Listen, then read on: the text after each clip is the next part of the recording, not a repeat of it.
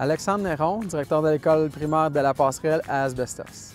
En fait, on voulait donner une occasion à tous les élèves de jouer au hockey, ce qui n'est pas le cas dans notre communauté parce que les horaires ne fonctionnent pas au niveau budgétaire, au niveau de l'opportunité de commencer à faire un sport quand on n'a pas d'habileté au départ. Pour donner cette chance-là à tous nos élèves, on voulait aussi offrir une activité sportive, une activité parascolaire pour les motiver à l'école. Pour répondre à tous ces besoins-là, c'est pour ça qu'on a mis en place ce projet de hockey-là. Moi, je suis une maman de 3 garçons. Mes 3 garçons jouent au hockey. J'étais habituée d'être dans les arénas et je voyais que c'était quelque chose qui allait pouvoir intéresser des élèves. Mélanie Leroux, enseignante, École de la Passerelle à Asbestos.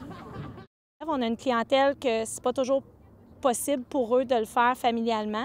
Alors, je me suis dit, moi, le parascolaire, ce que je fais cette année, c'est que je permets à des jeunes qui ne sont pas inscrits au hockey mineur d'aller faire du hockey après l'école avec l'équipement complet.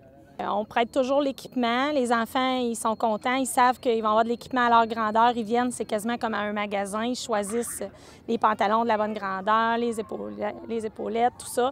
Alors, ils s'équipent. On leur prête une poche de hockey. Tout ce qu'ils ont besoin, on leur fournit. Puis, ils attendent. Ils ont toujours hâte que ça commence. Le projet, en fin de compte, était de faire participer le plus de jeunes possible, des jeunes qui ne sont pas habitués de jouer au hockey régulièrement. Jean Hamel, en charge du projet Parti sur la glace. Alors, la difficulté était d'adapter le projet des jeunes, un groupe de première à 6e année. On avait des jeunes qui ne savaient pas du tout patiner, donc en 3.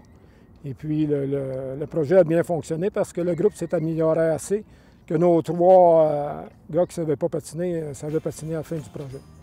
C'est certain que quand c'est la journée du hockey, quand c'est le mardi, les jeunes arrivent le matin avec leur équipement, on voit qu'ils sont de bonne humeur, on voit qu'il y a un engouement là, pour l'activité, puis ça fait probablement qu'ils passent une plus belle journée.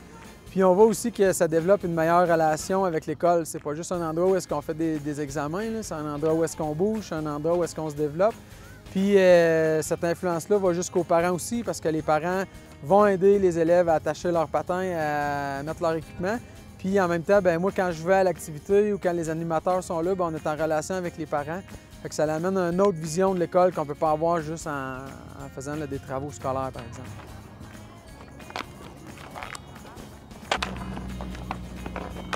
C'est important de bouger pour garder nos muscles éveillés, en santé, qu'on puisse encore bouger.